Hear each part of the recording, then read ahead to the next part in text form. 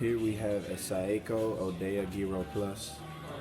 This unit wasn't properly grinding coffee, so we replaced the grinder that's on the top of the unit.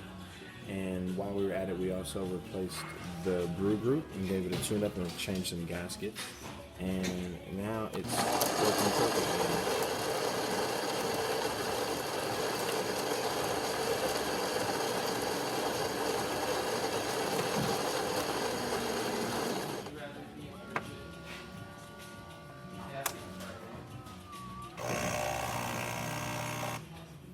Pre-infusion.